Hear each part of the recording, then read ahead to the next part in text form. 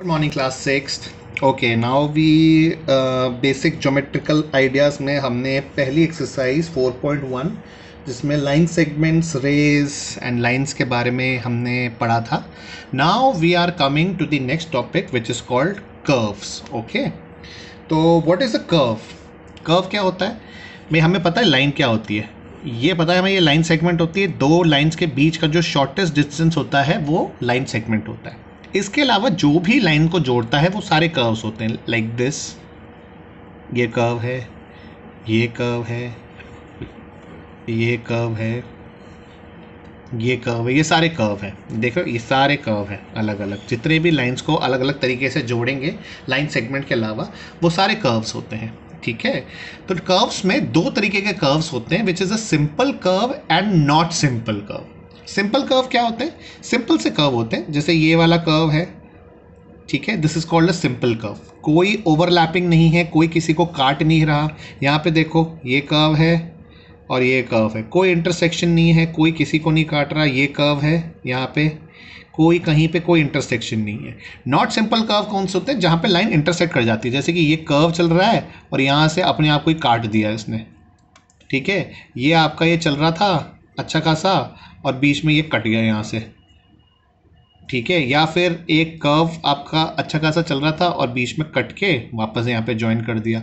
तो ये होते हैं नॉन सिंपल कर्व, जहाँ पे इंटरसेक्शंस हो जाते हैं कहीं ना कहीं लाइन के. और सिंपल कर्व्स होते हैं वहाँ पे जहाँ पे कोई भी इंटरसेक्शन नहीं होता. तो ये तो हो गया simple and non simple curve. अब कर्व्स को दो और अलग तरीके में भी हम डिफाइन कर सकते हैं, which is an open curve and closed curve.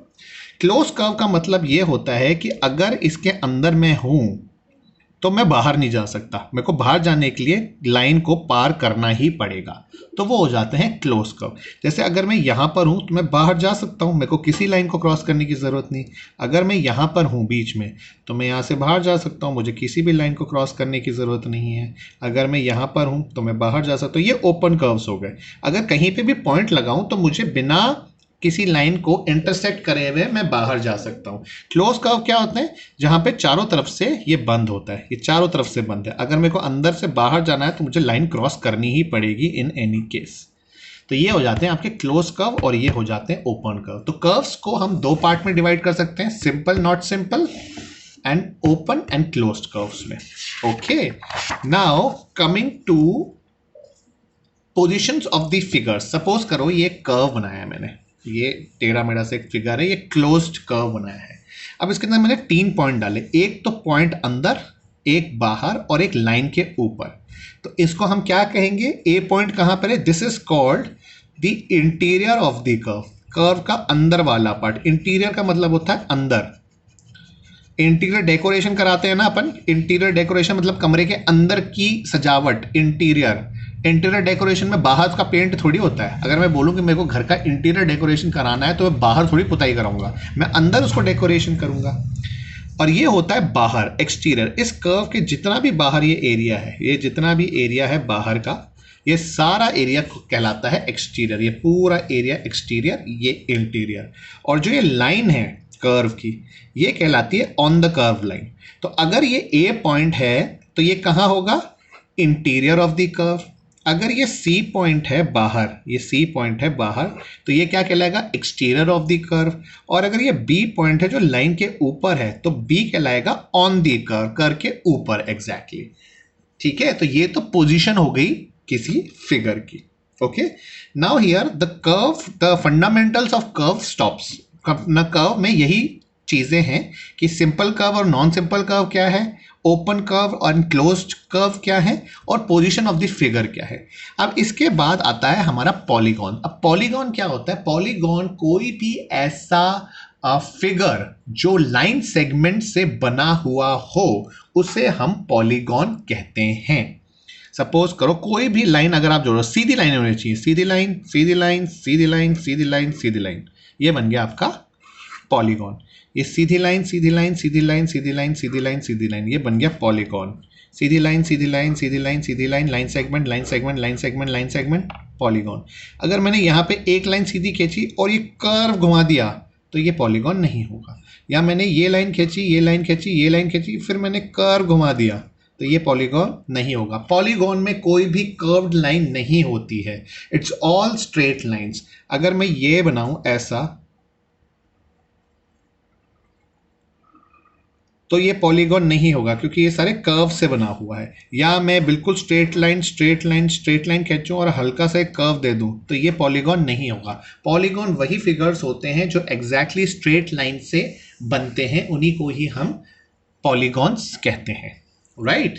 अब हमें पॉलीगॉन्स की कुछ चीज़ें पता होंगी, कुछ चीज़ें तो आप ऑलरेडी पढ़ चुके हो लास्ट क्लास में, क्लास 5 में। एंड हम कुछ चीज़ें इस साल इससे पढ़ेंगे पॉलीगॉन में। जैसे कि ये पॉलीगॉन है, 5 लाइन है, स्ट्रेट लाइन एक दूसरे से जुड़ी हुई है, तो दिस इज अ पॉलीगॉन। इस पॉलीगॉन का नाम है ABCDE, this is a polygon. अब मुझे पता करनी है कि इसमें साइड्स कितनी है और उनका क्या नाम है। मुझे सबसे पहला पता करना है पॉलीगॉन की साइड्स कौन कौन सी। पॉलीगॉन की साइड्स होती हैं ये, 1 side, 2 side, 3 side, 4 side, 5 side. और इनके नाम क्या है? AB, ये साइड है AB, ये साइड है BC, ये है CD, ये है DE और ये है EA। ठीक है, तो साइड्स कौन कौन सी है हमारे पास? AB, इसके ऊपर हम डैश लगाएंगे, क्यों? क्योंकि ये एक लाइन सेगमेंट है।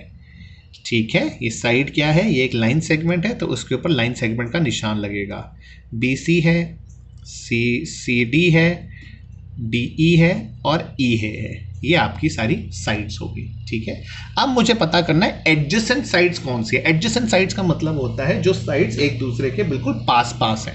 ठीक है, जैसे BC और CD पास पास है।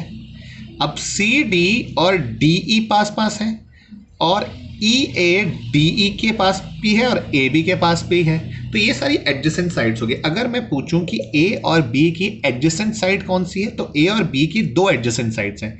BC भी इसके पड़ोस में है और AE भी इसके पड़ोस में, तो ये 2 उसकी एडजेसेंट साइड्स हो गई।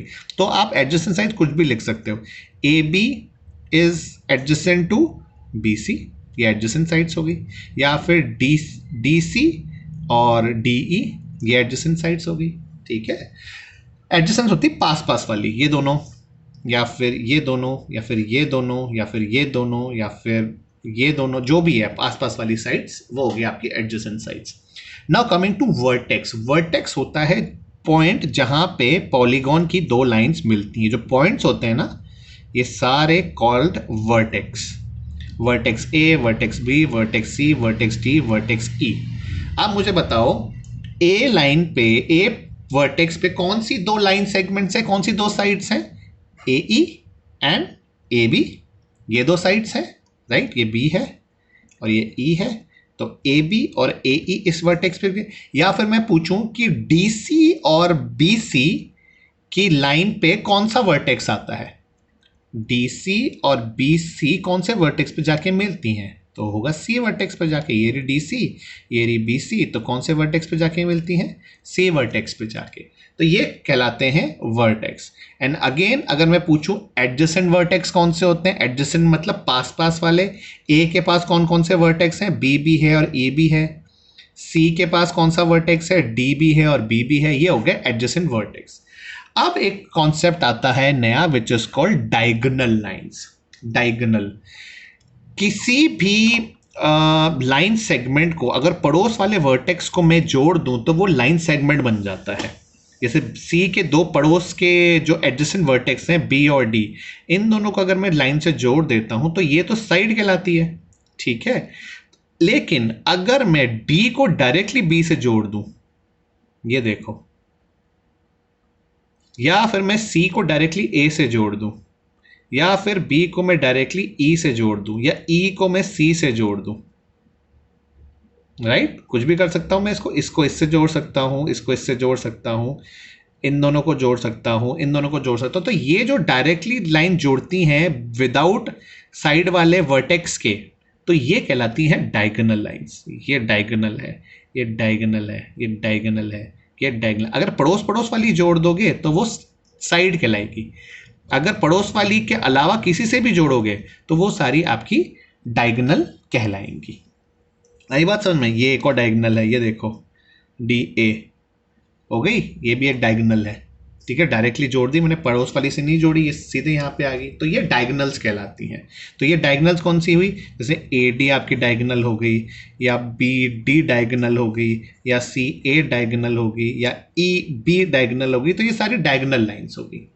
ओके, तो पॉलीगॉन में आपको क्या क्या पता करना है, आपको साइड्स पता होनी चाहिए कौन कौन सी हैं, आपको एडजेसेंट साइड्स, पड़ोस वाली साइड्स, वर्टेक्स, ये जो वर्टेक्स हैं, जो पॉइंट्स हैं, वर्टेक्स, एडजेसेंट वर्टेक्स, पड़ोस वाले वर्टेक्स, एंड डायगोनल्स जो कि बिल्कुल नेक्स्ट पड़ोस वाले वर्टेक्स से न जुड़ के किसी भी और वर्टेक्स से जुड़ जाए, वो लाइंस आपकी डायगोनल लाइंस होती हैं।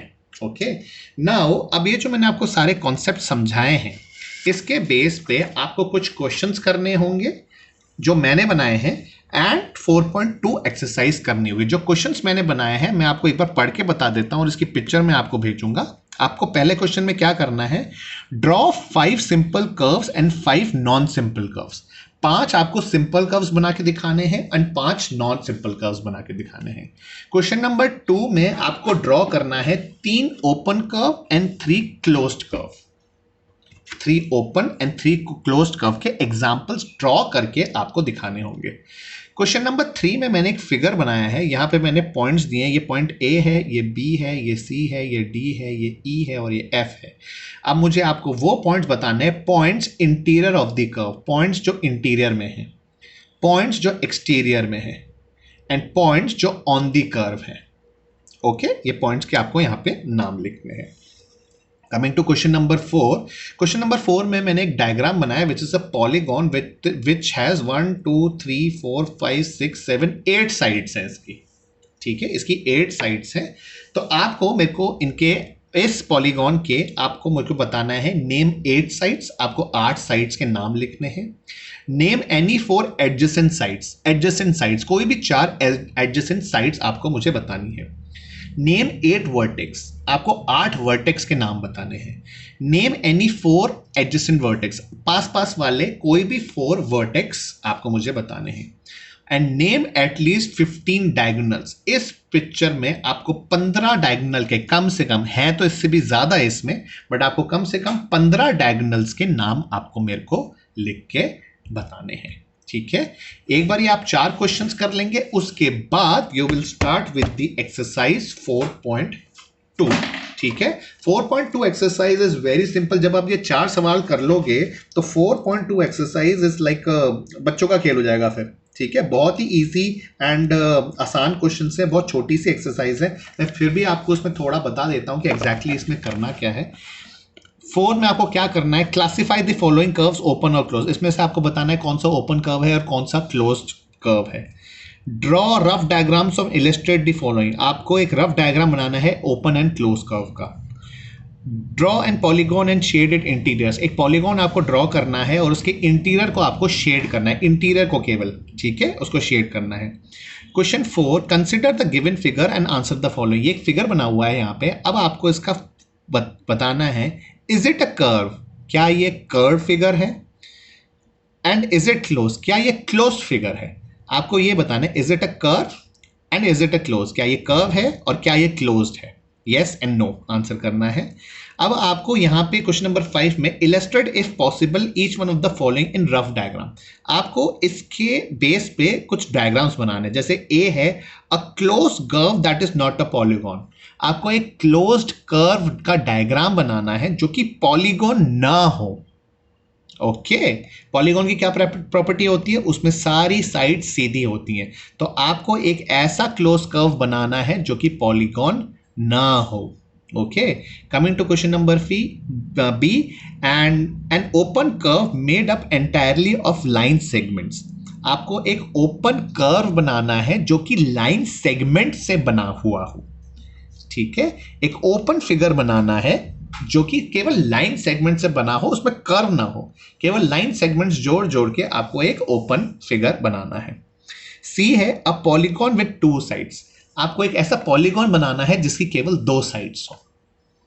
ओके, तो ये है आपकी 4.2 एक्सरसाइज। तो पहले आप ये वाले 4 क्वेश्चंस करेंगे and then you will move to exercise 4.2 जो आपको सबमिट करनी है। इस एक्सरसाइज का फोटो मैं आपको इस वीडियो के साथ आपको भेज रहा हूं ताकि आप इसको देख के आप इसको कर सकें। सो Today's assignment is you have to these 4 questions and exercise 4.2 and you have to submit it to me ताकि मैं इसको चेक करके आपको रिवर्ट कर सकूं. Okay class, thank you.